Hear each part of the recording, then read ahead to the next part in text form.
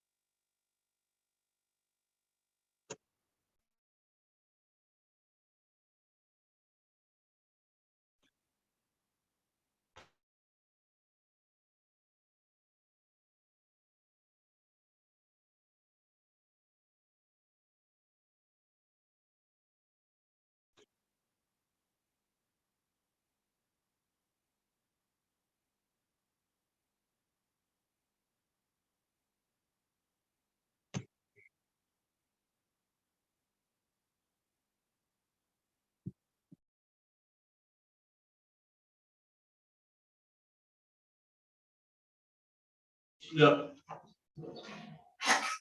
Well, good morning, everybody. Shelley, my apologies. For some reason, I thought this was at 9:30, the Board of Equalization. So I'd like to call the Board of Equalization to order, and Commissioner Jones, Present. Commissioner Rivera, Present. and Commissioner Goss are also here. Item 2, considerations of changes on the agenda. Jennifer, please. Chairman and Commissioners, I'd like to change the agenda item from being discussion on petitioner's motion for continuance to discussion and decision. Okay.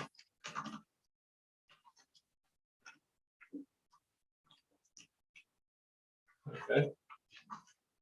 Any other changes to the I'd like agenda? to remove from the consent agenda, item 7A. That'll go on the Okay, next yeah. meeting. That's, We're just in the Oh, Board okay. of Equalization. Thank you, Jerry. Any other changes to the Board of Equalization agenda? Okay. Item 3 then will be discussion and decision on petitions motion for continuance. I guess Shelley or Jennifer, anybody want to weigh in on what we had in our packet? Chairman and Commissioners, so pursuant to the rules for the Uniform County Board of Equalization practice and procedure, because the petitioner did not request a hearing, you have the ability to make a decision on the motion and the objection that are in front of you. And that's what the county is asking you to do. Ms. Leonard sent an email Friday evening that I read early this morning, and she can obviously speak for herself. She would prefer to have a hearing, but it was not requested in her original motion. If you have any questions for me, I'm happy to answer them. In this role with Board of Equalization, it's an odd role for me. I represent the assessor's office. And when we go to the full hearings, you will have a hearing officer who is Josh Merciel for these hearings. so the question I have is that, was that the request for the hearing done in the proper time? No, in our objection, we cite to the rules which require 20 days prior to any hearing as a motion cutoff deadline. And her request was filed, I believe, 14 days before the hearing. Let me find it. It was on August 31st. Yeah, August 30th. 14 days before the hearing. And it is a shall be filed rule within chapter 9C, or within section 9C of chapter 7 of those uniform rules for County Board of Equalization. Are there any other questions that Shelley, do you have anything? Yes,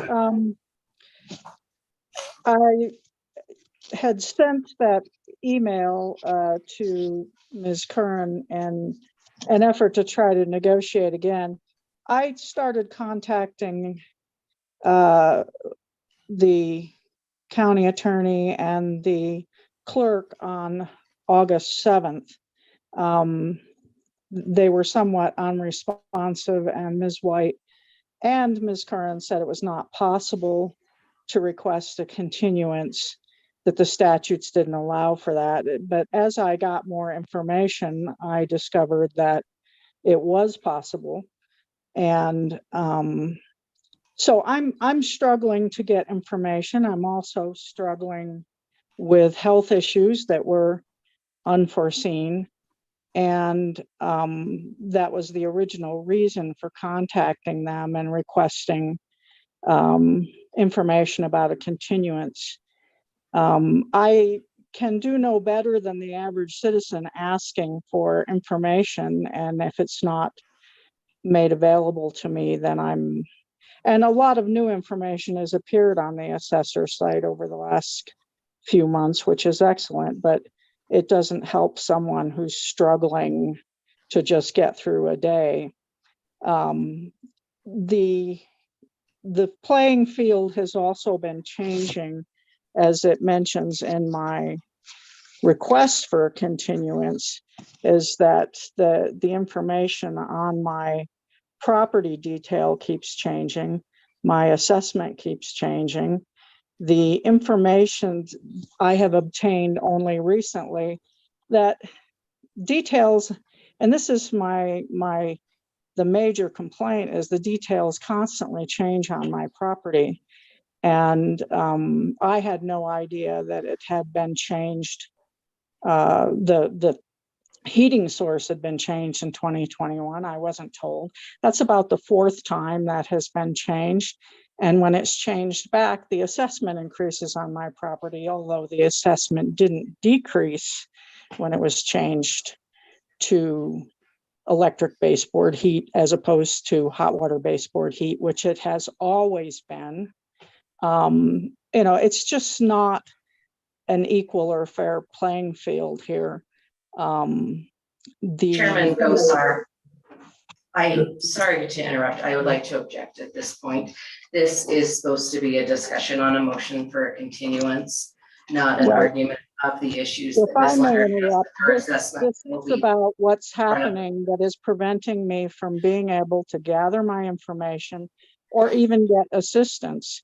If the record keeps changing, I can't even get assistance. What I'm dealing with is very complex.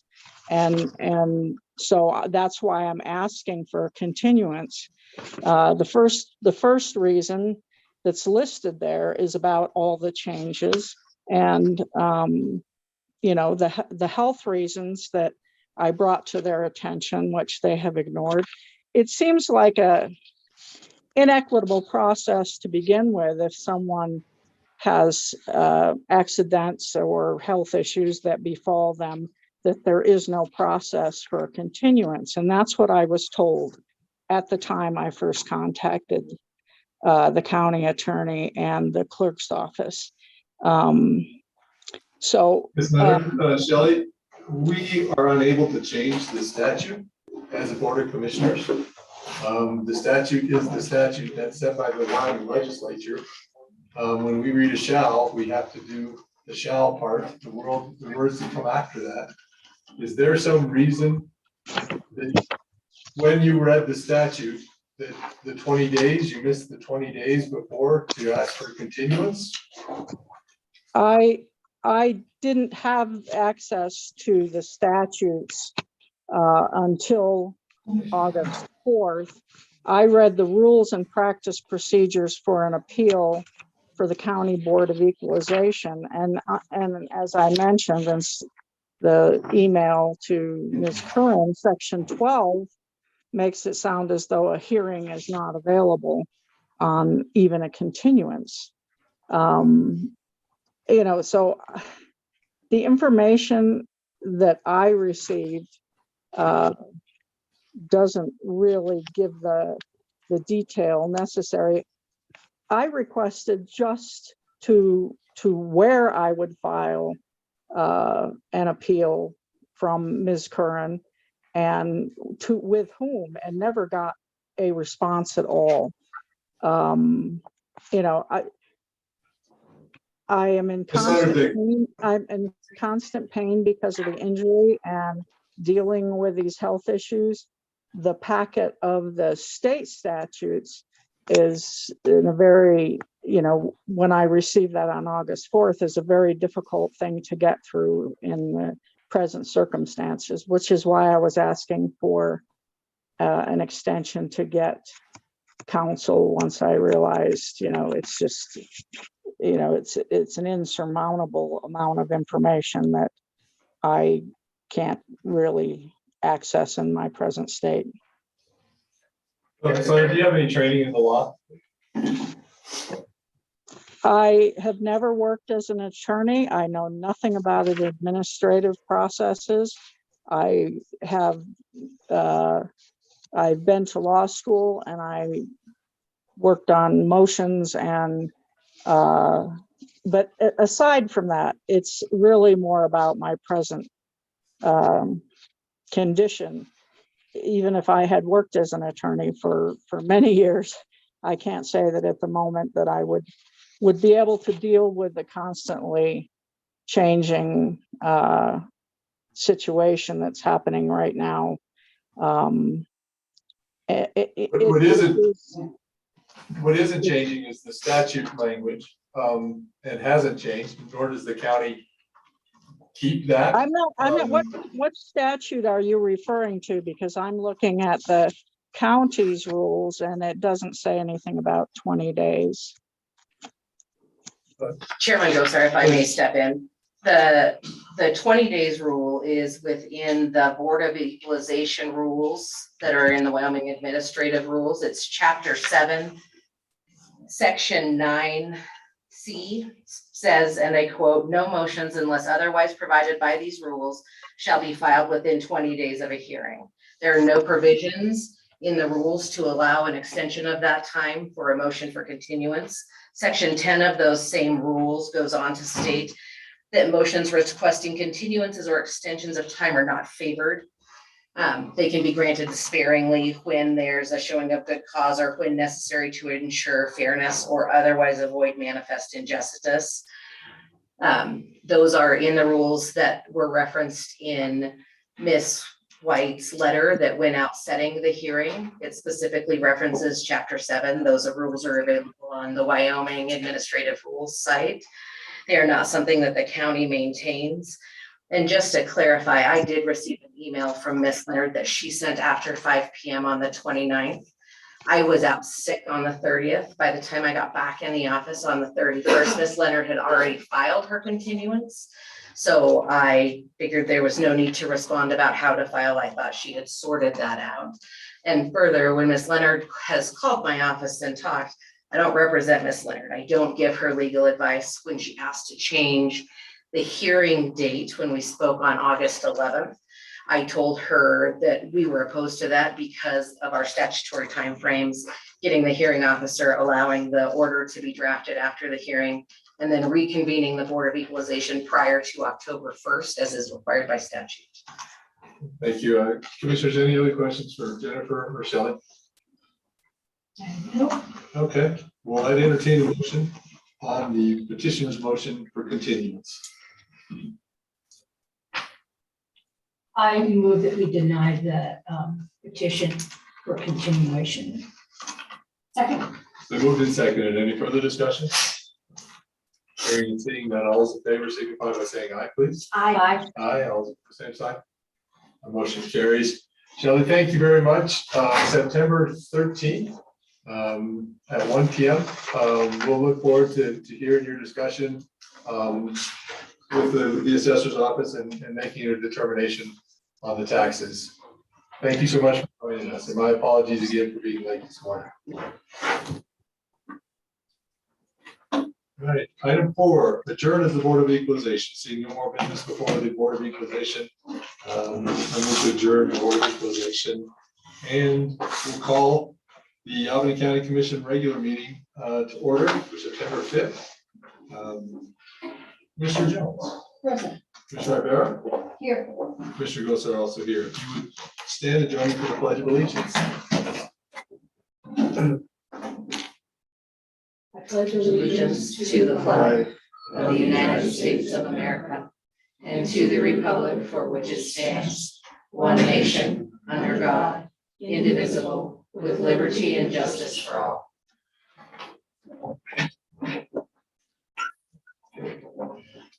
Item 3 is a public hearing, and the public hearing is Secure Rural Schools and Community Self-Determination Act of 2000, Title III County Projects. Anybody speaking on or against the Secure Rural Schools and Community Self-Determination Act of 2000, Title III County Projects? Anybody online who would like to speak on or against? Commissioners, seeing no more discussion, I entertain a motion to close that public hearing. So moved. Second. Moved and seconded. Any further discussion? Hearing and seeing none, all those in favor signify by saying aye, please. Aye. Aye, all opposed, same sign, please. That motion carries. Item 4, comments from the public.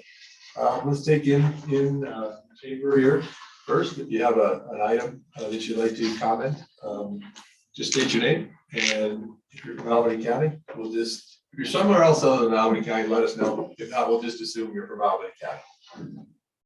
Please, sir, come on up. Good morning, Chairman. Good morning. My name is Robert Mark Armstrong. I live in Centennial, and I have 3 issues I'd like to bring to your attention.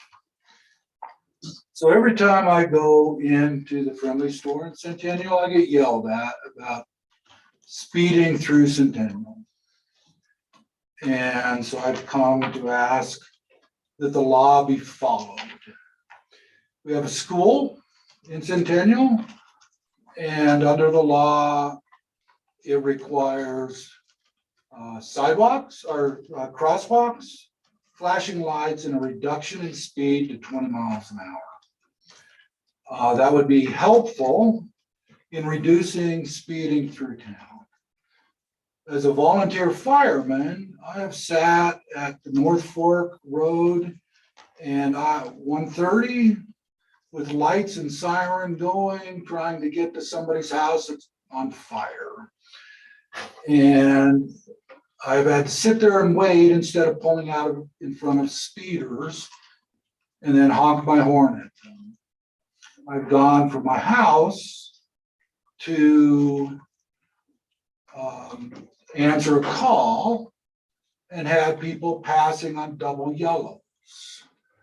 And I've had people try to pass me on double yellows when I try to turn in to the old 130. So I would like the county commissioners to at least follow the law and install some lights and reduce the speed to 20 miles an hour as required under law going through the school zone in Centennial. That's item 1. Item 2, the county owns the property behind the fire station. Now, there is no parks, no baseball field, no soccer fields in Centennial. And it would be fairly inexpensive to grade that and put some picnic tables out under the trees up there and make that into an area that the citizens of Centennial can enjoy. It's actually, there's no use of it now, but it's county land. And the county receives substantial amounts of taxes from the area around Centennial. And we would like to see some of that reinvested into the enjoyment of the people of the Centennial area. And the other one I would like to bring to your attention is the overturning of Lemon. So Lemon versus Hutchins. So in the late 70s, Lemon decision, the Supreme Court required a 3-tiered determination on whether or not prayers can be spoken at public meetings. Well, the Hutchins decision, it was, I believe, last year, overturned the Lemon decision. And now the bar or the test to determine whether or not prayers can be spoken at public meetings is historic, what the founding fathers envisioned. And therefore, if you would indulge me, I would like to ask a prayer this morning and ask that this body go back to historic ways and open this meeting, not just with the Pledge of Allegiance, but also with a prayer. And it could be as simple as,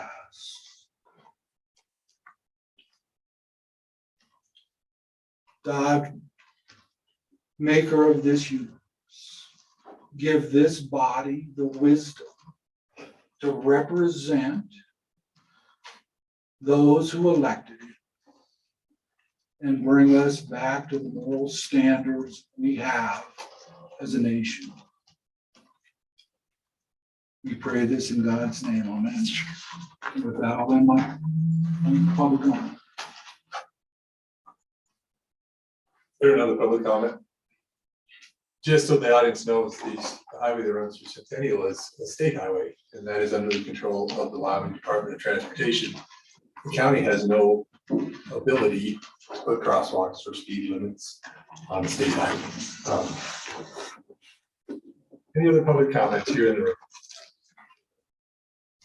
How about online? Anybody like to make a public comment online?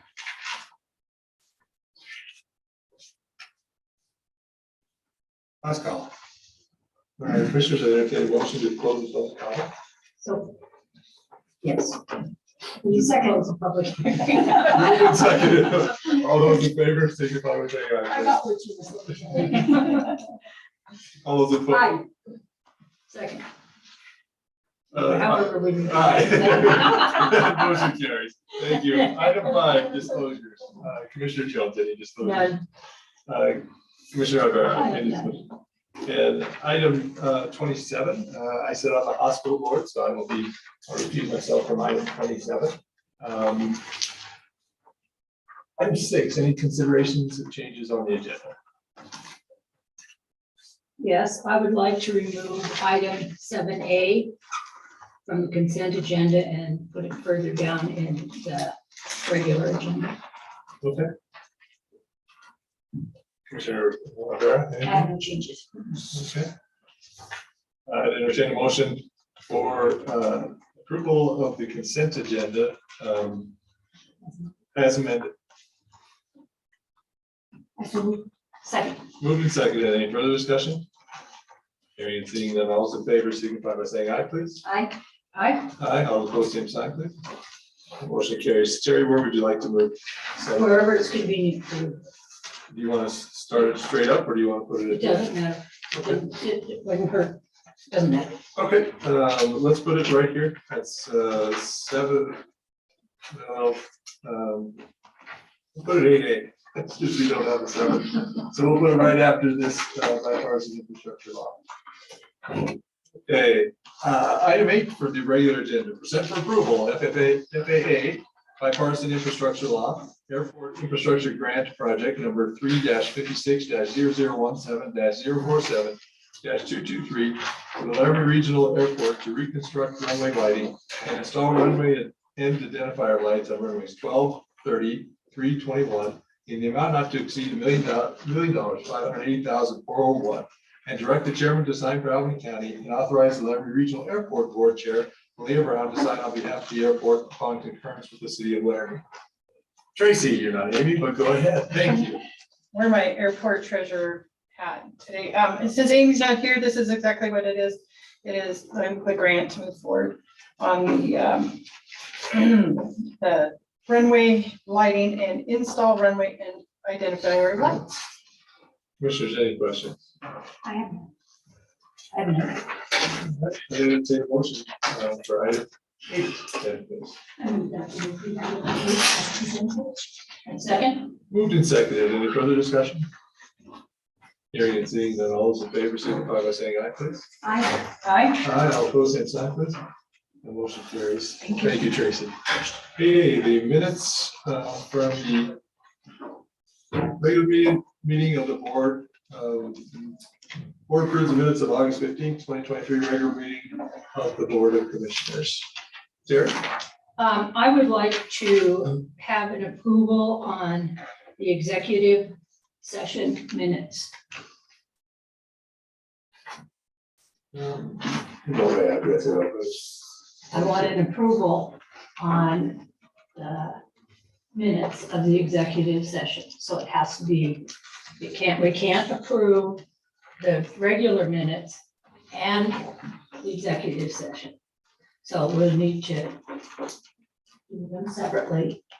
And we may not be able to do that because I don't believe that the executive session minutes have been completed. So we'll have to put that for another meeting. But I want the minutes of that executive session to be approved by this board. Jennifer, you have any guidance on that? I will need to do some research to see how we can do that, given that the executive sessions are confidential information, We don't discuss it. It's never discussed. just an approval. An approval. Of course, the commissioners have to be able to read the minutes. Right, And make the approval. There's no discussion whatsoever. okay. Let me do some research and talk to Kayla about how to best make that work, and if we could get back to you at the next meeting. That's perfect. Can I ask you a question? Do we wait on just approving the 8:15 minutes until the next meeting then? Well, we have to. Oh, no, we don't. Because, If we're gonna split them out as separate, I don't think we need to. okay, so we can approve the minutes at least so I can get them advertised in the paper and everything. Right. Okay. Have we split these before? Yeah, so can we carry them all over to the next meeting? Yeah. Yeah, that's for, I think it's fine, Uh-huh. isn't it, Jennifer? I know Yeah. that just once they're approved, Yeah. they have to be advertised within 10 days, so Okay, I don't think there's anything stopping us from not doing it today. Yeah, we can move on. okay, Okay. We'll just take no action then. yeah, on this one. I guess a motion to table the minutes until the next meeting. Can I get that motion from somebody? I move that we table the minutes from the regular meeting of August 15th till the next meeting, second meeting in September. Second, Second. moved and seconded. Any further discussion? Hearing and seeing none. All those in favor signify by saying aye, please. I, Aye. Aye, all opposed, same sign. That motion carries. Item 9, take from the table the paddocks at Fort Sanders second filing, second edition subdivision application SD 13-22 and a subdivision permit. Joe, good morning. Good morning. Yes, so this application was tabled at the last, the last morning meeting, I guess, the first August meeting to today's meeting, so we need to take from the table and then we can do it next. Can I entertain a motion to take this from the table and then we'll have that discussion? I move that we take this from the table and bring it forward in this meeting. second, Moved and seconded. Any further discussion? Hearing and seeing none. All those in favor signify by saying aye, please. I, Aye. Aye, all opposed, same sign. That motion carries. Joe. Go again. All right, so I guess I'll just go over some updates since the last meeting. So John Evans met with me and David, explained that he has opened a conversation with the fire district about the potential for automatic gates to replace the current gates. I had a meeting with some landowners in the paddocks, and we discussed issues that they have, and how we can potentially move into the future with potential regulation changes. I had mistakenly not added a comment from YDOT, that's now been added to the packet. And Taylor McCourt says in this email that he was unaware that Howe Road was closed off to the paddock subdivision, which would change the trip distribution of the area and in the traffic impact study. And with that knowledge, he would like a traffic impact study updated. The traffic impact study was a part of the access permit and required by YDOT. Access is an issue that was taken care of at the preliminary plat stage of the project. We have nothing to point to in our regulations that this application was submitted under to require an update of the traffic study or a traffic study at all. And the update to the traffic study would need to be initiated by YDOT. Also, the applicant has submitted a new final plat, which has also been added to the packet.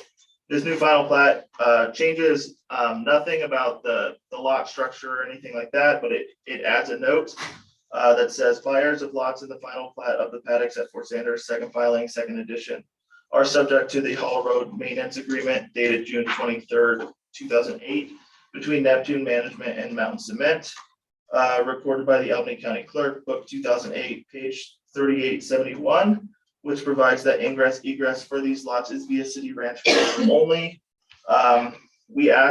Me and Dave asked that the Albany County Attorney's Office, if the final plat needed to be sent back to the Planning and Zoning Commission, because neither Planning and Zoning Commission nor the Board of County Commissioners added that condition, that a note would be added to the final plat. It came from the applicant. It was determined by the Attorney's Office that it did not need to go back to the Planning and Zoning Commission. I sent the new final plat to Jake Schneider, to make sure that nothing was changed other than just the addition of the note. I didn't have his comment in time to put it in the packet, but he did get back to me and said nothing had changed, only the note. So he was good with it. So that is the updates from me. Commissioners, any questions? Joy, you just had a couple of questions. So YDOT only weighs in on the initial platting of subdivisions, is that correct? They weigh in at, every plat that we get, they weigh in, every, final preliminary or whatever. However, access is taken care of in our regulations at the preliminary plat stage. So yeah, that's how that works. So in your understanding, and David, maybe you can help me out. If they require a traffic impact study and we can't compel it, can they say that this is not gonna happen? Yeah, so I talked to Taylor the day that we talked a couple Tuesdays ago. And he said that YDOT could potentially take back the access permit, but it's highly unlikely. And because that would cause even more problems. So that's what we were told by YDOT. But it would have to be initiated by them. Commissioners, anything? And then I guess with the gates, there's a discussion, I read that. Is there a timeline that you know of? I don't know, but maybe that's a question for the applicant. Yeah. Don or Don, would you like to weigh in on that? John, you want to start?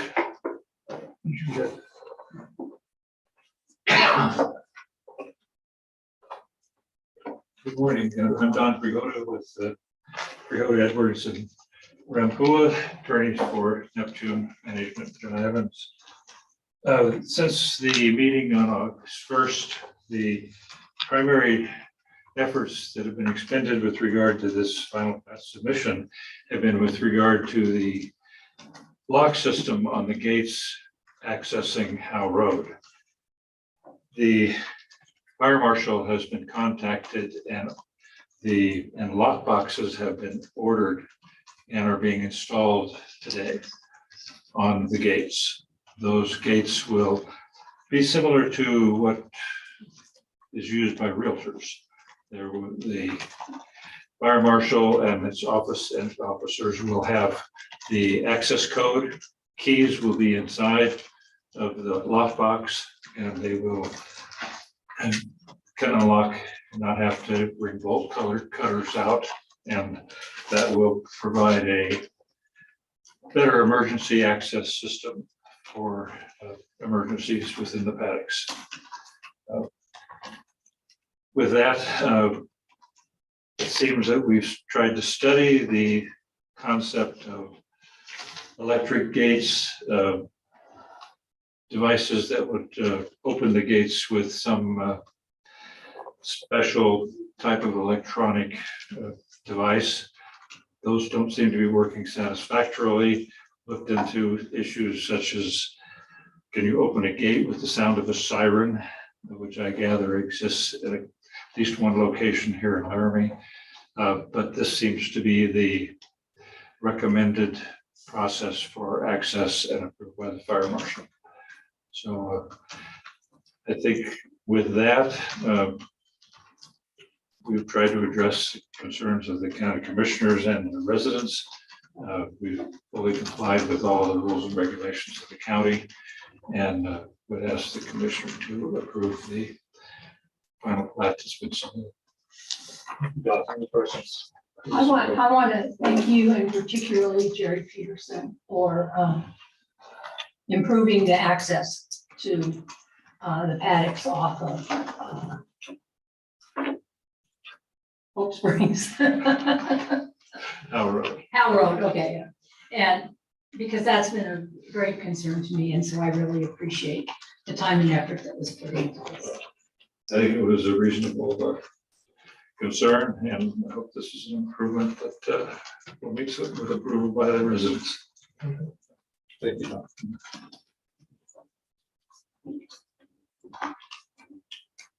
Might ask Jerry Peterson, explain a little bit about this, just to add to your understanding of what was actually done. Do you want to talk over, Jerry? Good morning, Mr. Peterson. Hi, Jerry Peterson. So I contacted Dennis Johnson. We talked about it. So there's a system called the Knockbox. It's everywhere in town, it's on all the schools, some other places with their gates. And so it's specific for the Laramie Fire Department. They have the key and we're gonna mount out there. I have it in, we just gotta get it mounted this week. So that's what they recommended. So thank you very much. I really appreciate it. Any other questions?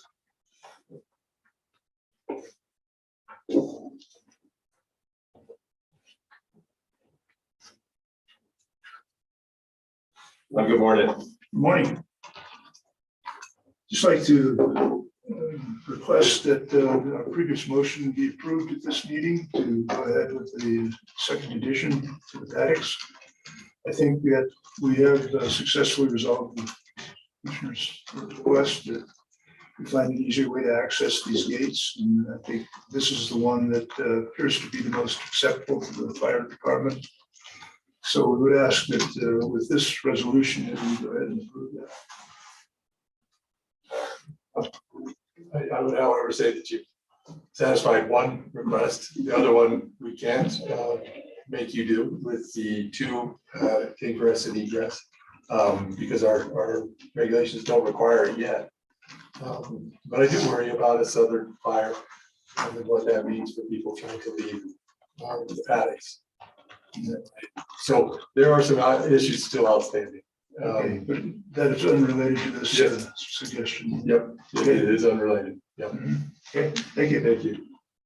And then, Mitch, you represented people who had some concern about the note. Do you feel comfortable with the note as it exists on the plat?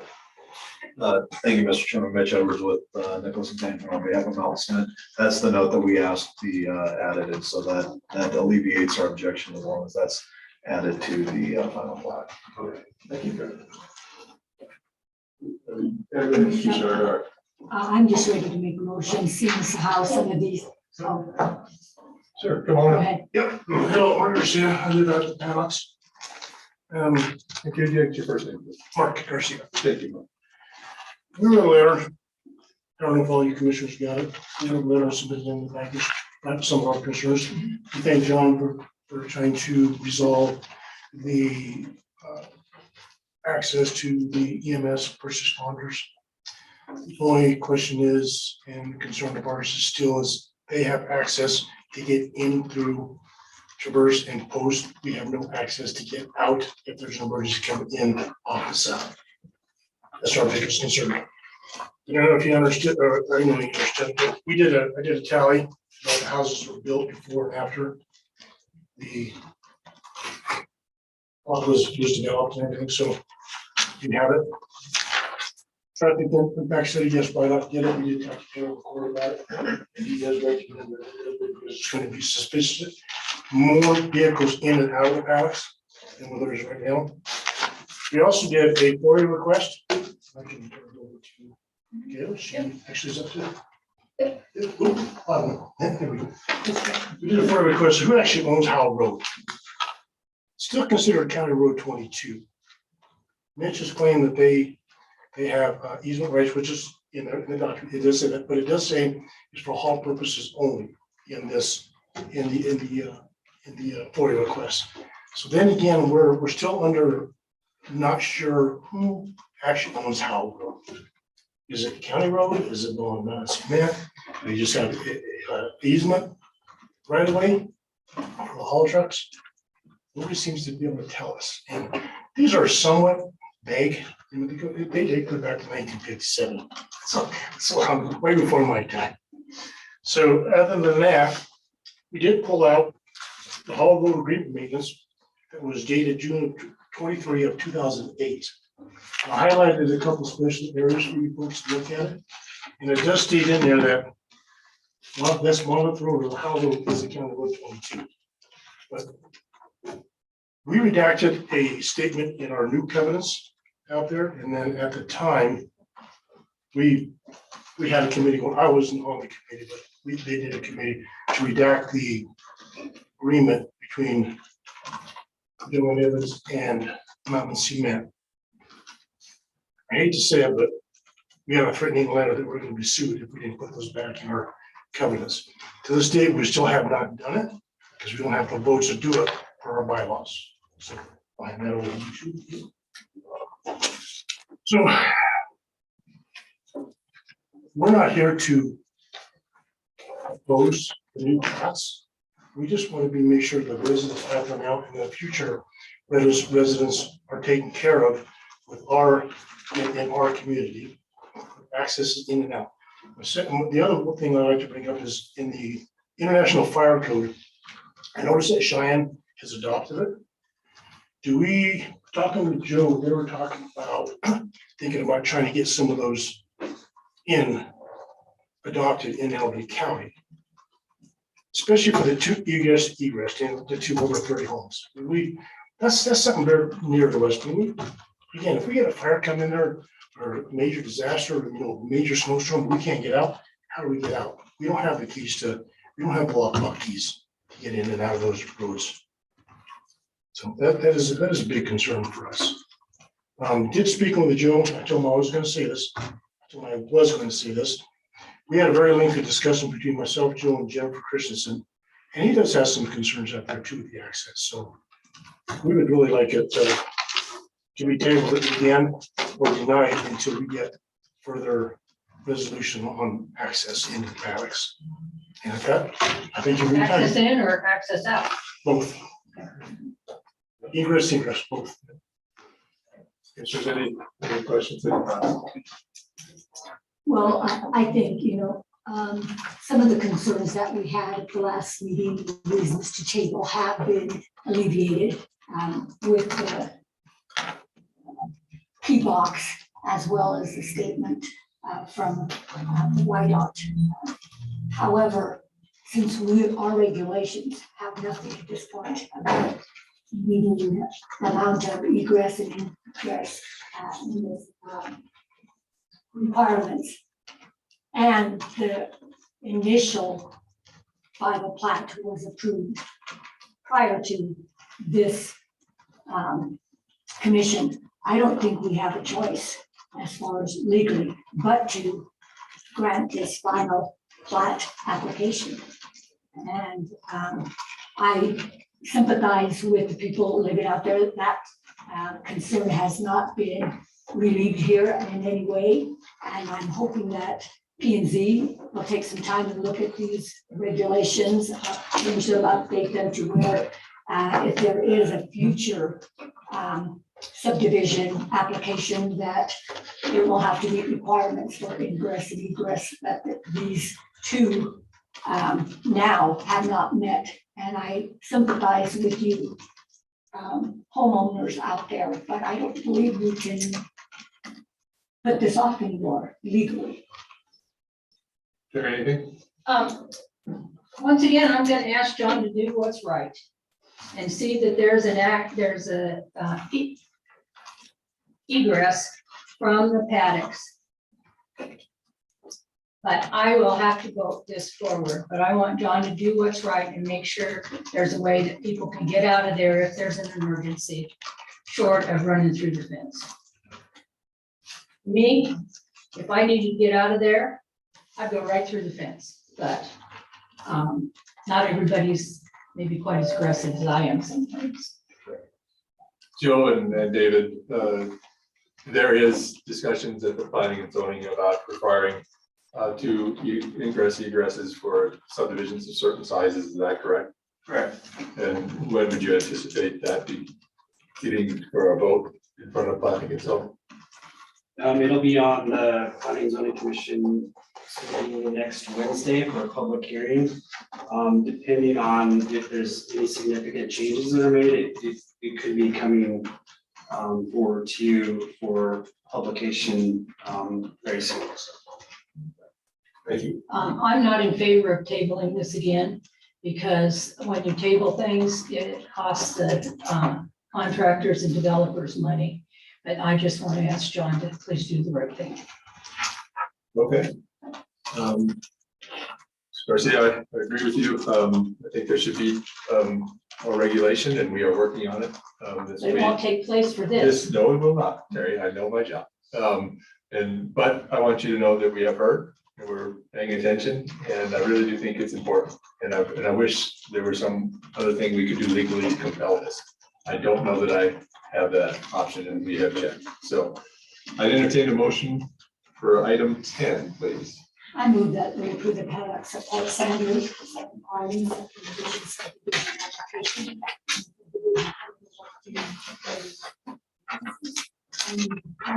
And conclusions of law as usual. Second. Moved and seconded. Any further discussion? Hearing and seeing none, all those in favor signify by saying aye, please. Aye. Aye, all opposed, same sign, please. That motion carries. Thank you all, appreciate it. 11, present for approval, request by the planning department to exceed the current budget line item of $6,000 by $2,000 for the county cleanup to continue issuing vouchers for tire and refrigerator disposal. David. Yeah, Mr. Chair, Commissioners, as you're aware, we're in the middle of our county cleanup activities. The county and Laramie Rivers Conservation District kind of partnered together to help people to dispose of tires and refrigerator units. Some years we are it's very popular, and other years not so much. This year has been a very popular year. We've actually exceeded the amount that we have in our budget right now in vouchers. The one thing I will kind of caveat is like, just because we give out the vouchers doesn't mean that people take all the tires that they have, or they may not even go in. So we usually have a little bit of wiggle room there. So what we're asking today is basically to give us a little bit of more wiggle room. Just if we do exceed it after the bills come in, we would like to have an extra $2,000 to do that. And I honestly don't necessarily think we need to, amend the budget or take it from anywhere right now until we know.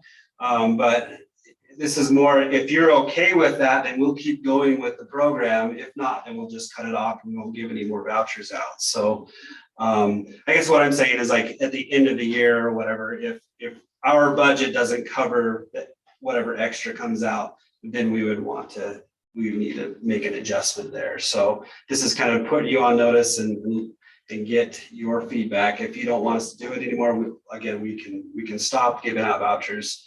But if you're okay with it, then we'll just keep doing it, and our budget may just take care of it anyways. But it just kind of depends. And David, do you think the additional 2,000 would be enough to cover for the rest of the year? Yeah, so we've got till Thursday. That's when we'll quit giving out vouchers. And we've had quite a few that came in over the weekend, so I'm not sure our total right now. I think we went over about 1,000 with the vouchers. That doesn't mean we've actually went over 1,000, but that's kind of where we're at. I think that would cover it. So. Well, I would say even if 2,000 doesn't cover it, we need to cover it, because we don't need any more tires and refrigerators dumped out on county roads. Right. And the cost of picking that up is way far and above some voucher money. Right, and this is our carrot, for people to clean up their And I think it's so. been quite successful. It has been, yes, over the years. So.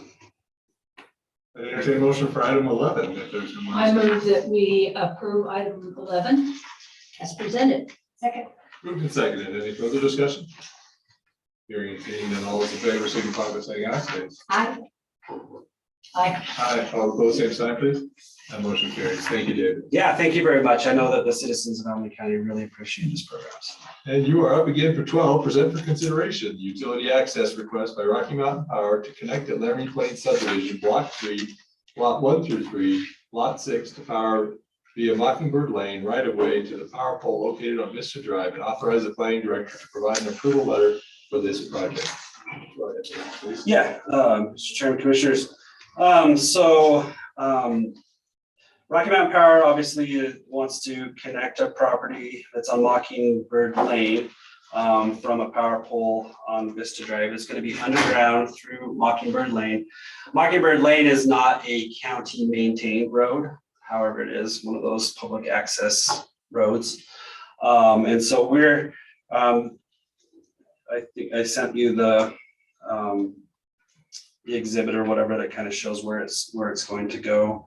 We're just bringing this to you to approve Rocky Mountain Power, or give them the option to access this road to do this work. So. Sure, there's any questions? David, I had a question about somebody already digging. Is the digging already taking place on Mockingbird Lane, or is there something else going on up there that it seems that there might be In the road? Wait. Yeah, yeah. I'm not aware. I don't know. Okay. Yeah. Yeah, I'll go take a look. I You guess, can go look, yeah. Yeah, about what is happening out there, because I had no knowledge of that when the person called me. So, Okay. Yeah, we'll go take a look. okay. Any other questions? Is the service out to those other homes that are already out there through something underground as well, or? I believe so. I believe yeah, from what they have out there, I believe there's already a line on the other side of the road that accesses those other houses. I'm not sure how the road or those other houses are accessed. Yeah, I guess I don't know how they're all connected. I'm sure they're all connected, but I don't know if it's from this same power line or. There's nothing overhead. Oh, I think there's lots of overhead. There could be Yeah, overhead okay. stuff as well, yeah.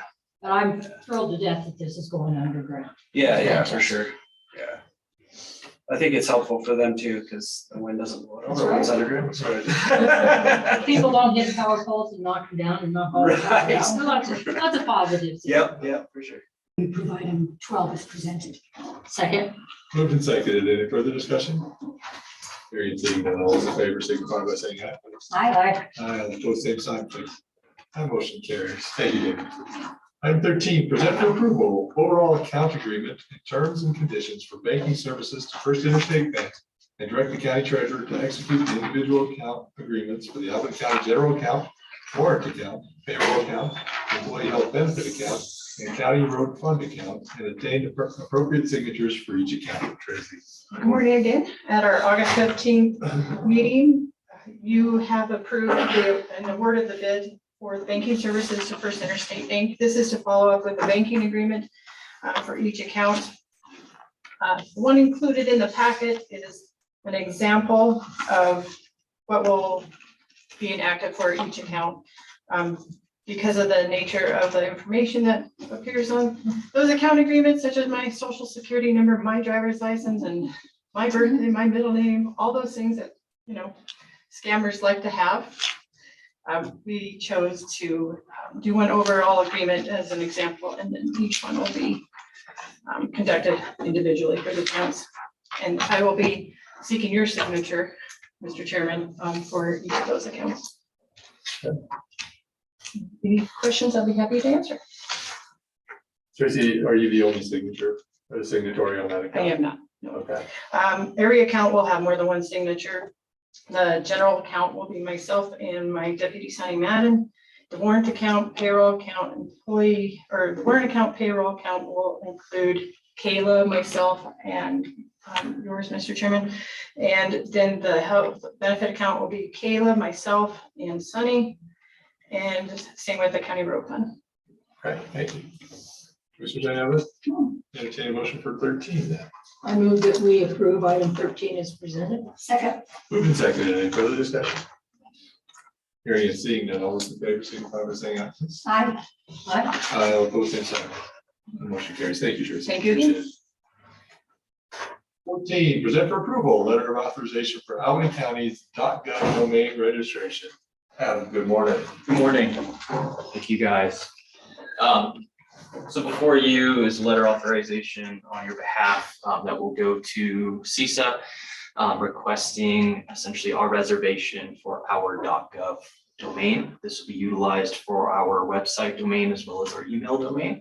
So we'd be changing from co.albany.wy.us to Albany County wy.gov, looking to increase trust, transparency, as well as ease of use for everyone that ever contacts us. You have to give this email address over the phone. Most people cheered in the pre-agenda meeting. I think they did. I wasn't there. Yeah, we can't approve this quick enough. Fair. So this is the first step. It'll then go out and get that approval, and then IT will work through essentially a conversion process. You'll see migration information and mitigations associatedly as the time continues forward. Entertain motion for 14 then. I knew that was item 14 years. No one likes it. I get it. Yeah. Second. We appreciate you. Any further discussion? Hearing and seeing none, all those in favor signify by saying aye, please. Aye. Aye, all opposed, same sign, please. That motion carries. Thank you for doing that. Yes. Item 15, present for approval a quote from Advanced Network Management for the renewal of the support and warranty on our array in the amount not to exceed $30,344.79. Yes, so this is support hardware and firmware associated with our production data array. This is a 3-year contract to essentially keep it going forward so we can keep utilizing it for the next 3 years.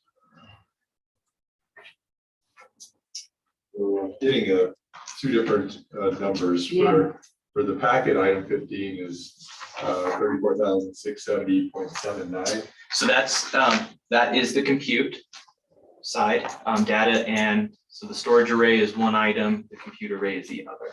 Okay, so you said, okay. Did I flip the numbers? No, I think the packet is what. Okay, so yeah, you may just have to go down or up a single item there associatedly. These actually came in as a single package, and I'll explain on the next item how this is essentially worked out. Good catch.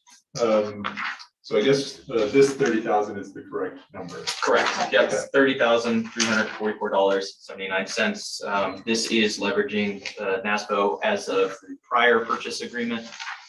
Essentially, it's pulling forward. It's not represented on the quote, but it is the pricing and such is all there from the parent purchase, which was performed via the NASPO. Entertain a motion for item 15. I move that we approve the quote of $30,344.79 from Advanced Network Management for the renewal of our array. Second. Moved and seconded. Any further discussion?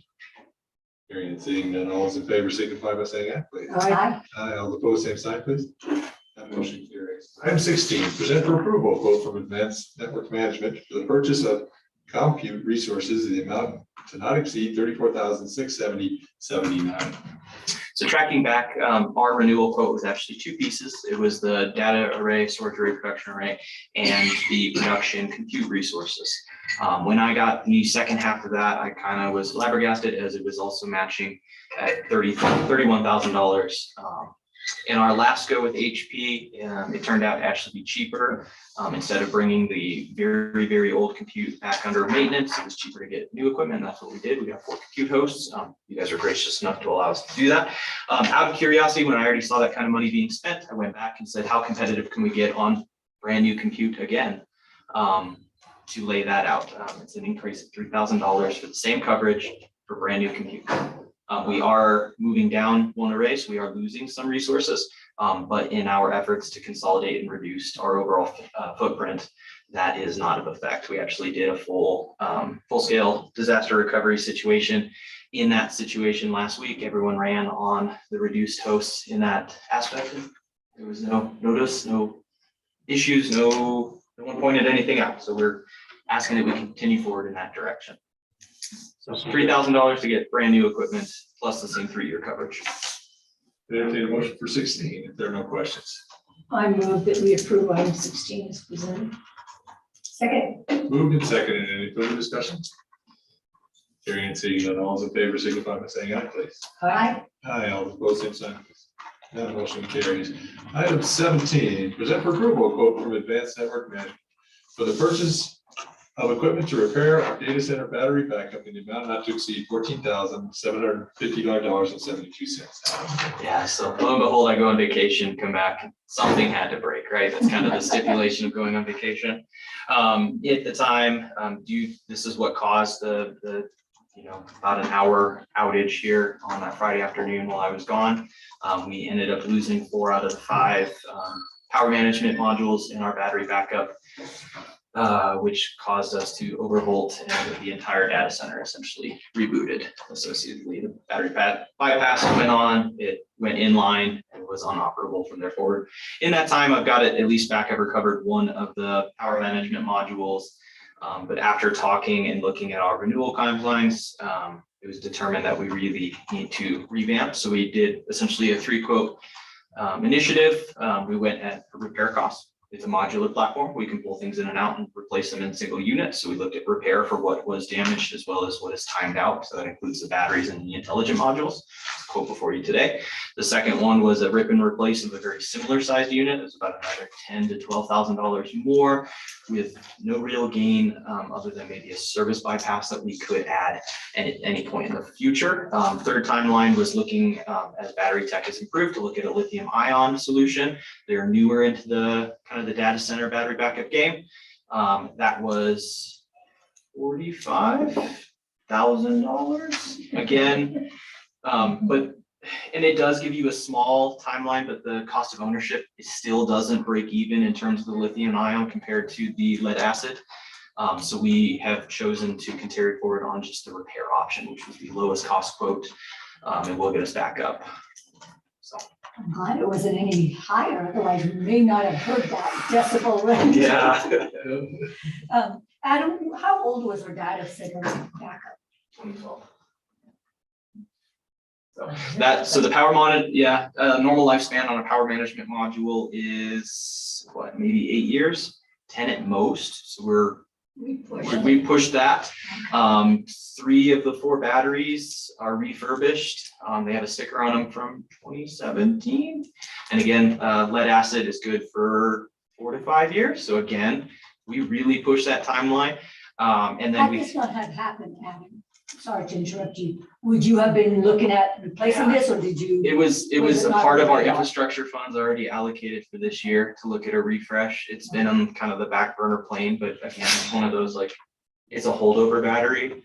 We just want it there, but in this case, I mean, the APC guys in our support conversations were like, we've never actually seen 4 or 5 of these for no reason, just essentially kaput.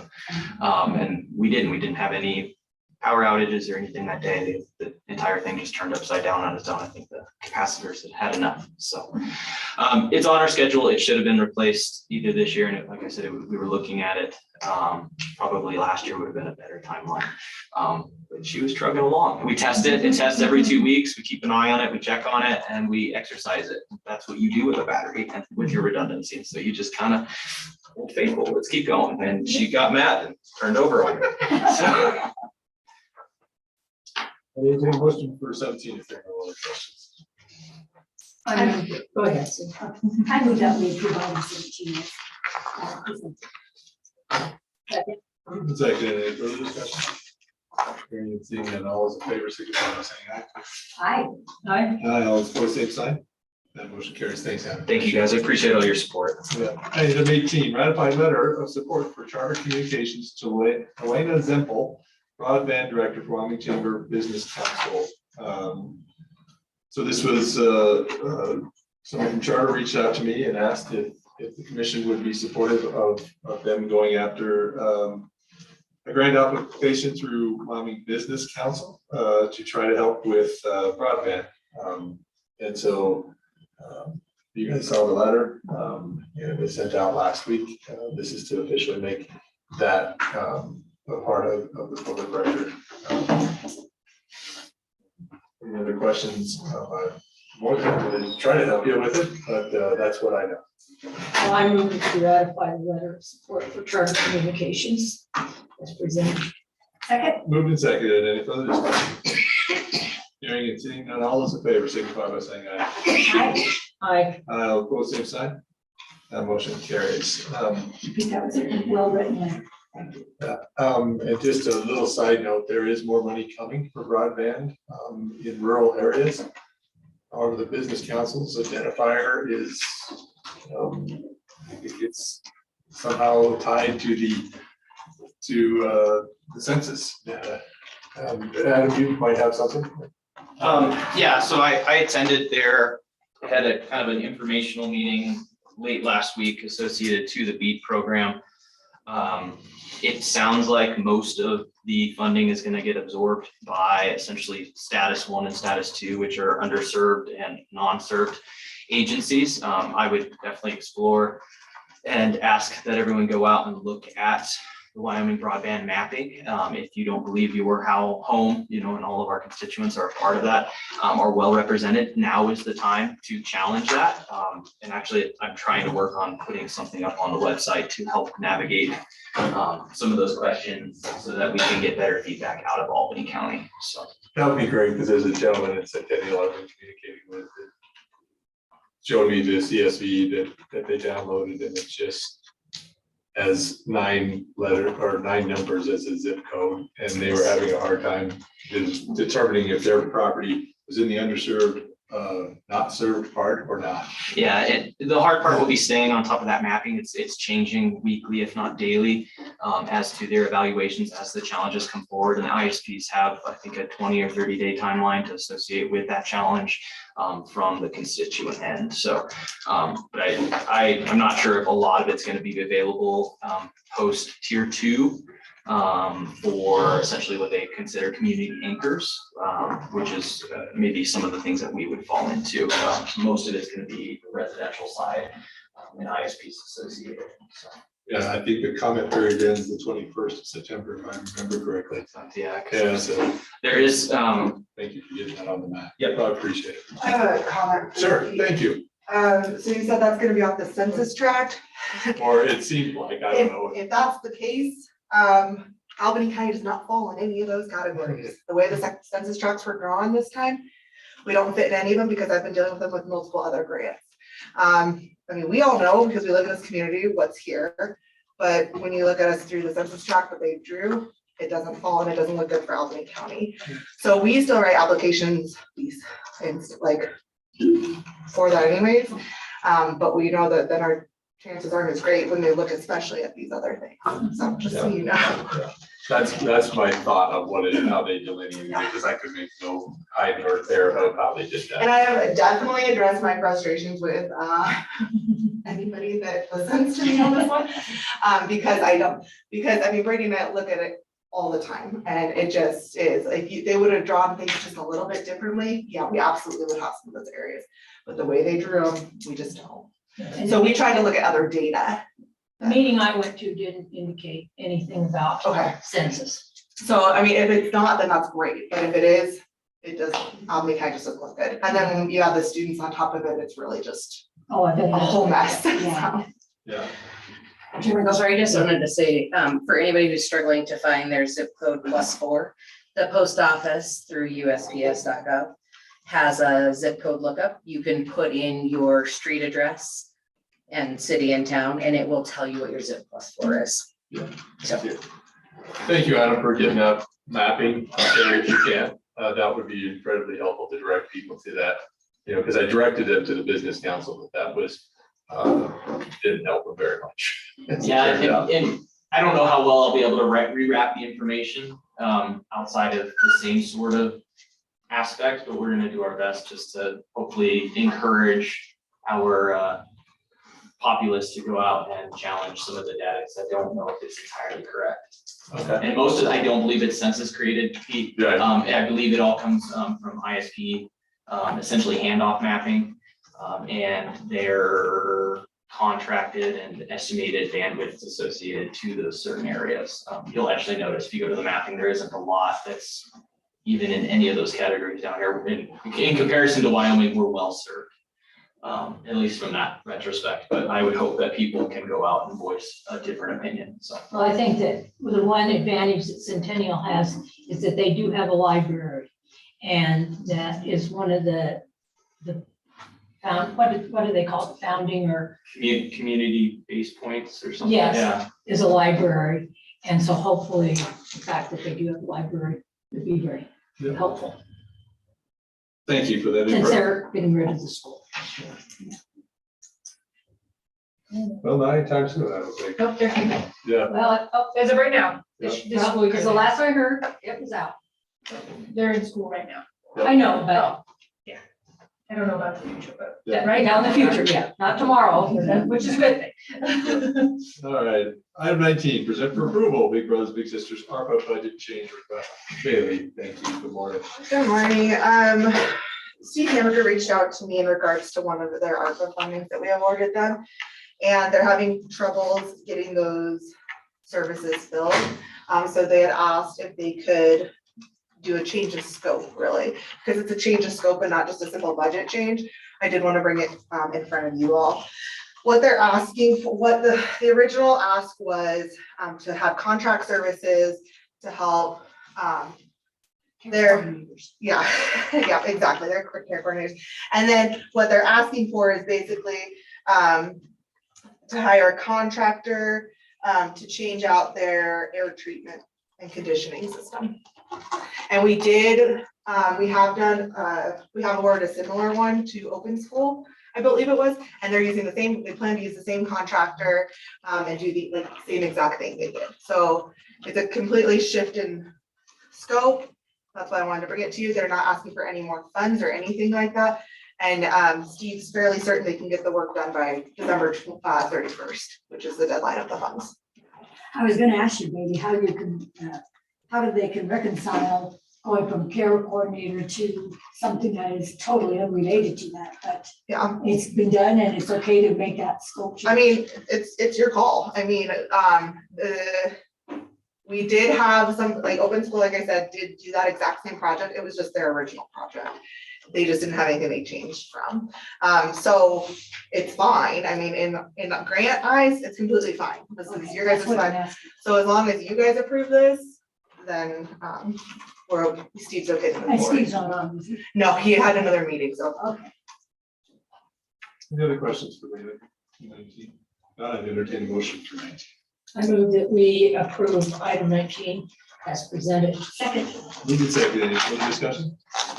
Hearing and seeing none, all those in favor signify by saying aye. Aye. Aye, all opposed, same sign. Motion carries. Item 20, present for approval, letter of commitments to the Reconnecting Communities and Neighborhoods Program Grant Application. So I brought this in front of you before because I needed to submit a application to the state for matching funds. So just as a reminder, what this project, what we've done is we applied for raise back in the spring for Skyline to go all the way through.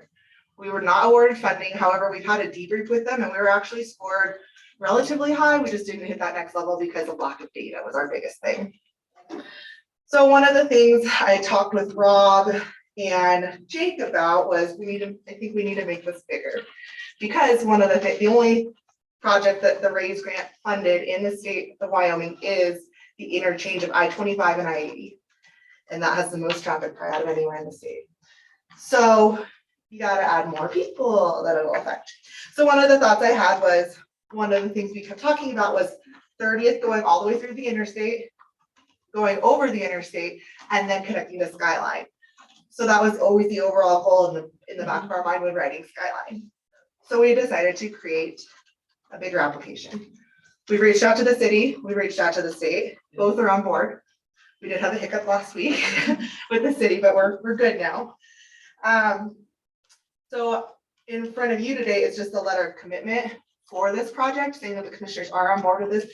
Unfortunately, Commissioner Jones, I know you do have property and I cannot have you vote on this item because it's conflict of interest. But everything seems to be going forward. The only thing that could it's okay.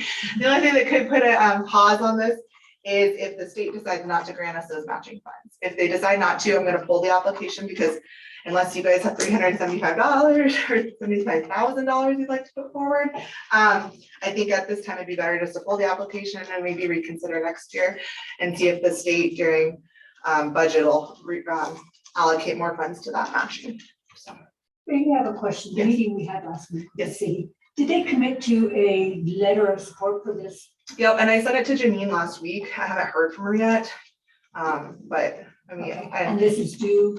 this application is due the 28th.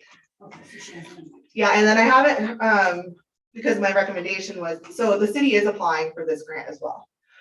They are applying for a different project though. Their project is West Laramie and the west side for more pedestrian and bicycle, right, plan. They applied actually last year for it. They did not get funded. Some of the reasons, because they had a debrief with the DOT as well. One of them was they didn't have enough public engagement prior. Well, in your notice of award, it doesn't say anything about it prior. So, and then another thing that they said about the city's project is they felt the city's project was a little more far along than what they wanted to see in those applications. So that was theirs. They are going for a second time with that same project. After talking, one of Janine's comments or concerns was applying for both, will it hurt either? And in my opinion is it makes the community look like we need more money. So you gotta fund one of them, or hopefully. I think that the city might be a little more ahead on this one because they did apply previously. And this is a new application for us because it's the reconnecting application and it's not raised like we applied for earlier. So, but I think it's a win-win for the community either way if one of them can get funded. So I think it's worth a shot. I think it's great, but I think it helps us a whole bunch when we pulled in YDOT into it. Yeah. That's very important. Yeah. And that was, some of the comments made at the meeting last week with the city. I think that they didn't realize how far along we were in like getting YDOT's commitment. YDOT is in the process of writing their own commitment letter to us. I should get it, I'm hoping next week from them. So I think after hearing, you know, what we have done to set up for this one, it made the city feel better about our project. Well, thank you for reimagining a project for a different grant. That's always a really cool thing and really flexible, and I appreciate it, whether we get it or not. We started down the planning process, eventually we'll get this. I will eventually get one of these, Yeah. that is my goal. I got like 6 years to do it. And Bailey, you presented very well at the meeting Thank last week. Because I went in there, and just how it was prefaced, we went in there thinking it was gonna be a bit more of a hornet's nest. Yeah. It turned out perfectly fine, and that was to you and Thank you. Bailey, so thank you. Entertained a motion, Sue, for item 20. Yeah, I moved that we approve the letter of commitment for the Reconnecting Communities and Neighborhood Program grant application. Second. Second. You can. Oh, I can't.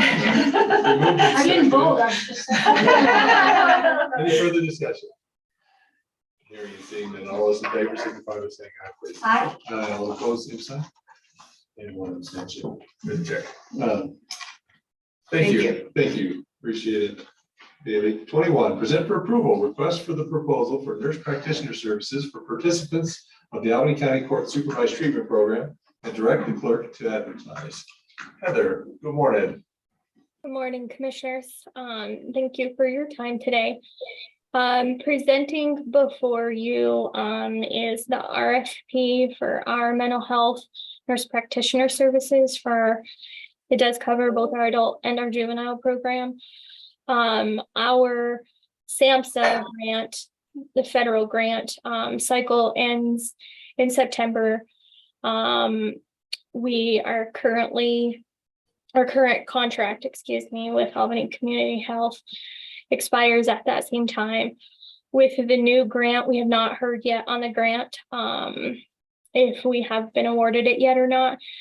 So we are putting out this RFP with the contingency that we are awarded funds to cover this. This will give us some time to plan that out.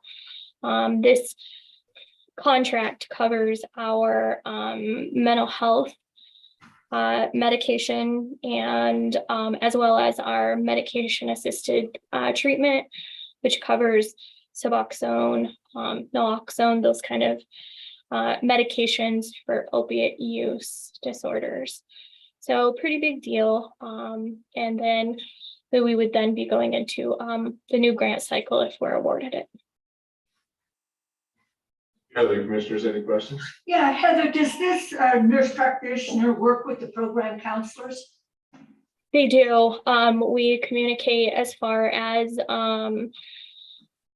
active participants that we see. They're obviously separate organizations, but the med provider, she is looped in on all of the communication, any relapse issues, concerns with participants. And she and the therapist talk way more than I know, but yes, they communicate often. Okay, thank you. Heather, is it the same, when it was at Albany Community Health Clinic, is it the same provider do they separate the providers with the clients? So my question is about continuity of care. Does the same provider work with the same clients always, or Yes. do they? So our contract with Albany Community Health, it started, I think, a little bit different. The last few years, we have an assigned provider, and she's always the one. They have Wednesday afternoons blocked off for our participants. So when we call, somebody's able to get into one of those spots, see that provider, and then that's who our main contact is. Of course, we talk with front desk if they are there for a medical reason versus medication or mental health, then that would be a different provider. But for our services, we have one provider that is ours. And do you think that Albany Community Health would should you be fortunate enough to get this reestablished, do you think they would bid again? I really hope so. I had talked to them previously about the possibility of extending our contract with them. We already did that once, and then with the unknown status of the funds, it wasn't possible, but they definitely were interested. And then in the last few years, there have also been several providers that have expanded their services here. We've been lucky with Albany Community Health. Thanks. Any other questions? I'd entertain a motion for item 21 then, please. I move that we approve item 21 is presented. Second. Moved and seconded. Any further discussion? Hearing and seeing none. All those in favor signify by saying aye, please. Aye. Aye. All opposed, same sign, please. That motion carries. Thank you. Appreciate it, Heather. Have a great morning. 22, present for approval, contract between the Albany County Board of Commissioners and Volunteers of America Northern Rockies to provide 4 mental health first aid trainings in Albany County from July 1st, 2023 through May 31st, 2024 in an amount not to exceed $5,000. So in one place it says 4, and another place it says It's actually 2. Okay. Andrew pointed that out to me. So Andrew came to me last week and said BOA has still not signed their agreement that we approved back in June. And they had some concerns about the agreement. One of them was the amount of trainings provided for the amount of money. So we did talk to them, and that's why we're going for 2 trainings, not 4. One of the things also I did with this is I moved up the end date to May 31st, because if they don't spend the funds, I would like to give Andrew a chance to spend them before the grant runs out. We've had issues lately with not just his grant, other grants as well. And I've been working with Jennifer to try to find a solution, and I just don't know what it is yet. But at least for this one, May 31st, looks like that's not the end of the fiscal year. And this was the only reason that BOA hadn't signed, because the concern for the amount of money. The funding, correct. Yep. Okay. Any questions? Oh, 2, and are these open to the general public, to somebody specific, groups? They'll be open to the general public, their mental health first aid trainings, yes. I entertain a motion for item 22 then, please. I move that we approve item 22 as presented. Second. We moved and seconded. Any further discussion? Hearing and seeing none. All those in favor signify by saying aye, please. Aye. Aye. All opposed, same sign, please. That motion carries. Item 23, present for discussion, gambling prevention funds. Andrew, good morning. Morning, I have some packets for you all, if I can bring them up. Super, thank you.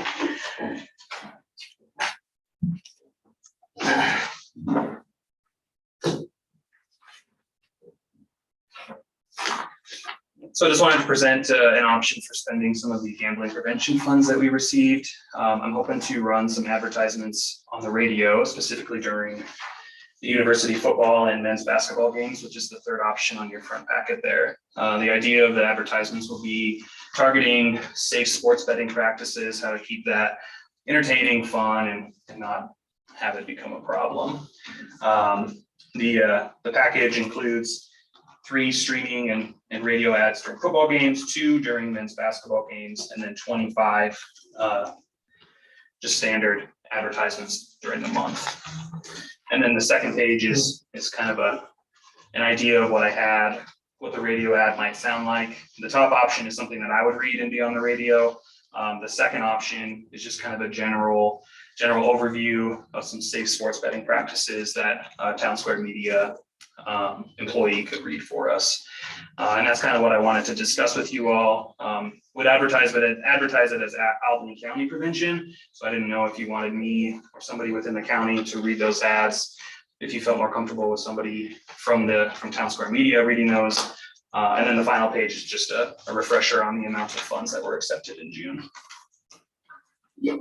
I'd be happy to read those ads aloud if you'd like. We'll probably hear them on the radio.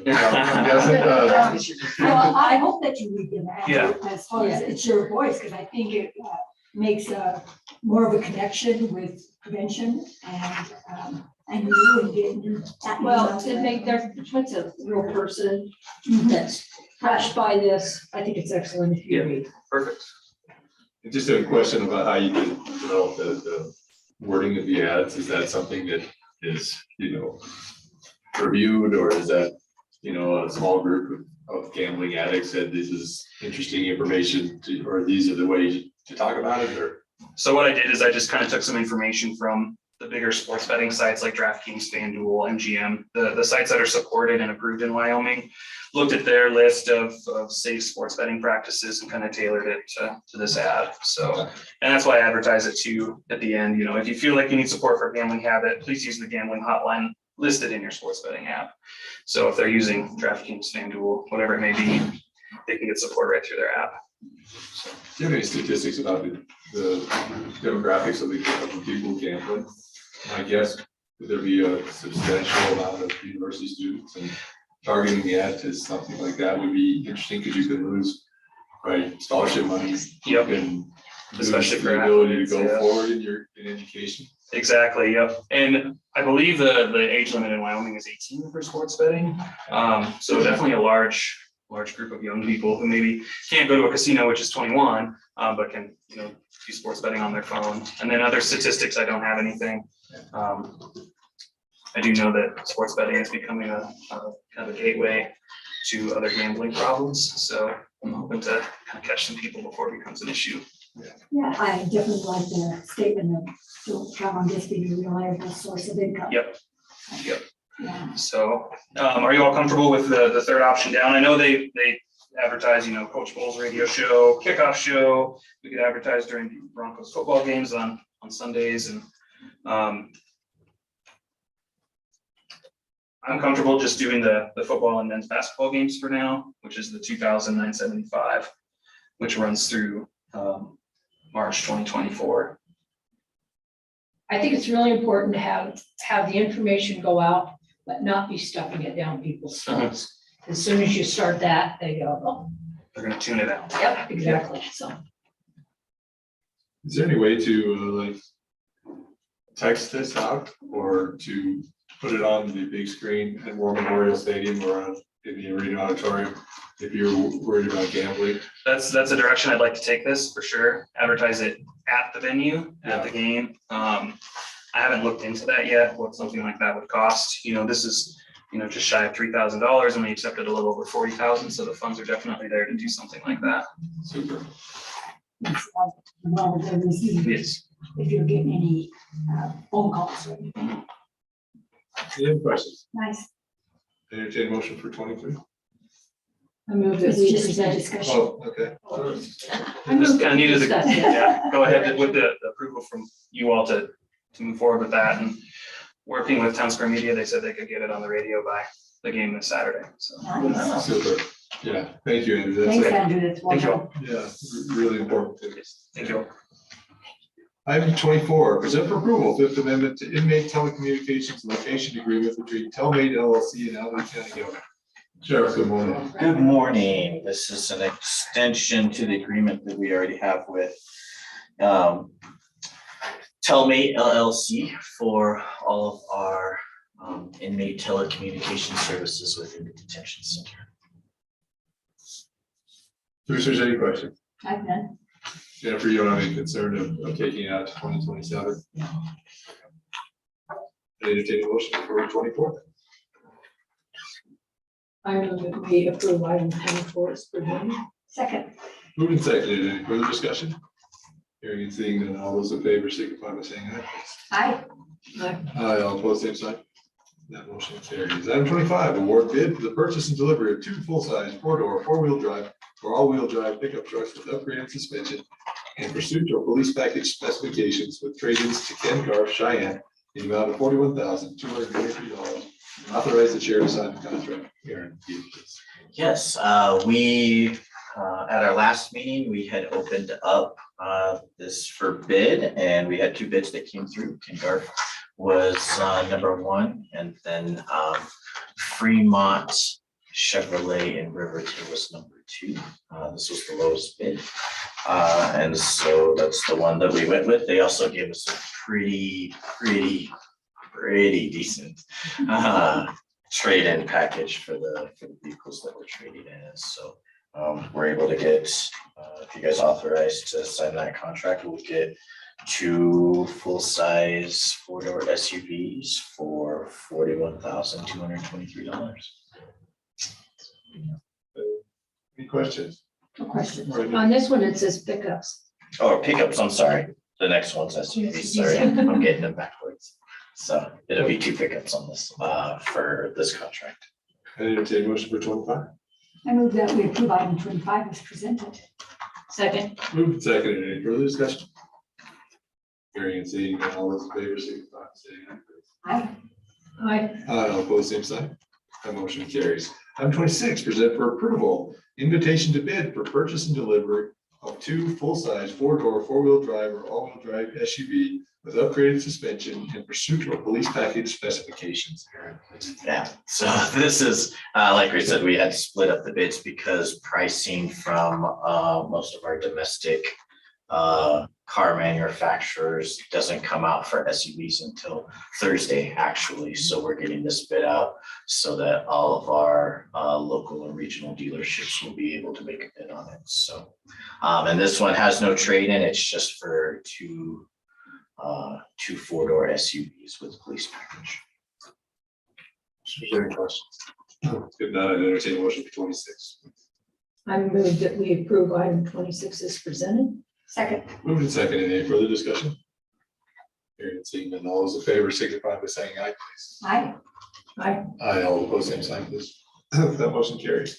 Item 26, thank you, I appreciate it.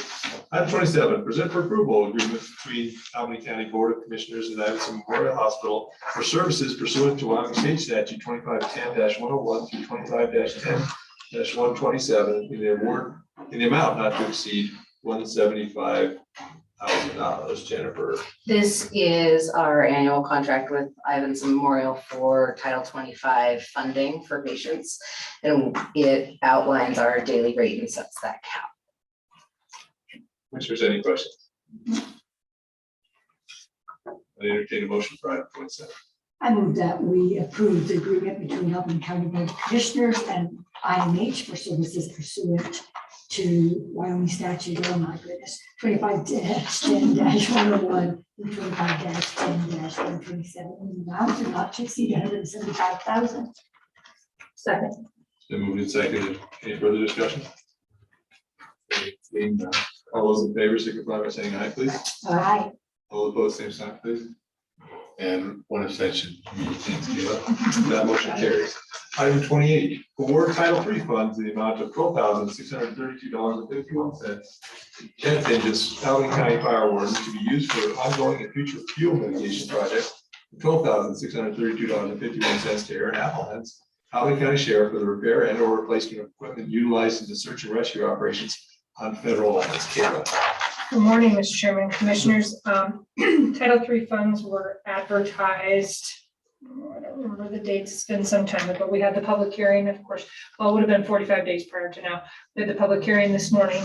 I got a letter from the sheriff requesting those funds for the fire warden and the sheriff, and historically they have always divvied up those funds for those purposes that you stated in the motion. So if you don't see any issues with that, those monies will be dispersed for them to go forward. And for, on the fire side, that's always been used for education. Mitigation, fuel mitigation. Okay, in the contract itself, it says program to provide homeowners and fire sensitive ecosystem education. Fuel mitigation. And assistance with implementing techniques. Okay. But they Yeah, do go yeah. hand in hand. Yeah, I think it goes, I think you're right, yeah. Yep. You have to educate them to get them to. I entertain a motion for item 28 if there are no other questions. I move that we approve item 28 as presented. Second. Moved and seconded. Any further discussion? Hearing and seeing none, all those in favor signify by saying aye, please. Aye. Aye, all opposed, same sign, please. Motion carries. Thank you. 29, acknowledge receipt of Albany County's statement of receipts and expenditures for the preceding 12 months, setting forth the source and amount of all receipts and the purpose and the amount of all expenditures to be signed by the chairman and the clerk of the board and shall be posted on the county's designated official website in the manner provided in Wyoming State Statute 18-3-516 subsection F and published. Kayla. Mr. Chairman, Commissioners, I requested that, or you requested the receipts and expenditures for the previous year. Here are the listing of the receipts and expenditures. They will be advertised this Saturday, I believe, is the date. And then Pete and I will sign them, and then I will also post this on our website. It's just per statute that has to be done. So. Commissioners, any questions? I didn't take a motion for 29. Then. I move that we approve item 29 as presented. Second. Moved and seconded. Any further discussion? Hearing and seeing none, all those in favor signify by saying aye. Aye. Aye, all opposed, same sign. That motion carries. Item 30, present for approval, application for catering permit for the Laramie Enterprises LLC for the UW Alumni Tribute to Steamboat located at the Hanson Arena, 306 Highway 230, Laramie, Wyoming, on September 28, 2023, from 5 p.m. to 10 p.m. Kayla. Mr. Chairman and Commissioners, this is an application for a catering permit. Delancey Enterprises is a liquor license holder out of Laramie County. I did receive a letter from the Laramie County clerk prior to this stating that they are approved to use their license outside of their jurisdiction. So that is already covered. This is an event that happens every year. I think Delancey Enterprises has been doing this for some time, a couple years now anyway, where they cater this event out at Hanson Arena. So everything's Any questions? I entertain a motion for item 30 then, please. I move that we approve item 30 as presented. Second. Moved and seconded. Any further discussion?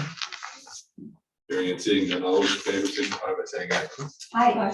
Aye, all opposed, same sign. The motion carries. Thank you. Thank you, Caleb. Wide array of stuff. I know. We're covering there. Yeah. Clerk does a lot, as it turns out. 31, present for approval, invitation to bid for 2022 or newer side-by-side all-terrain vehicle and trailer for use by the Albany County Fire Warden and direct the clerk to advertise. It looks like Jennifer, you got the long straw. You give me today. We already, I believe, had advertised this once and it needs to go back out for bid.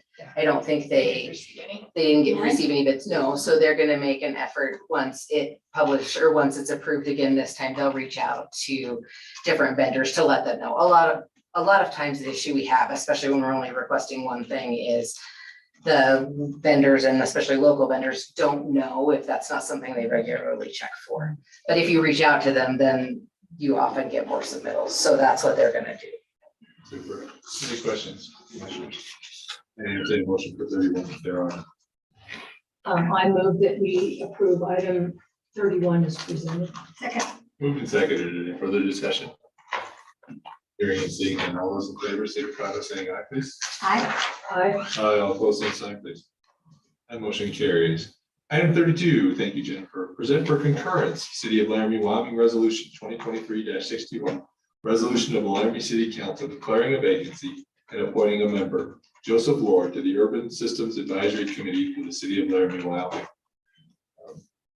Just as it states, we either say yes or no, but it's their appointment, so I entertain a motion. I move that we approve item 32 as presented. Second. Moved and seconded. Any further discussion? Hearing and seeing none. All those in favor signify by saying aye, please. Aye. Aye, all opposed, same sign, please. That motion carries. Item 33, approve vouchers for August 2023. I move that we approve the vouchers for August 2023. Second. Moved and seconded. Any further discussion?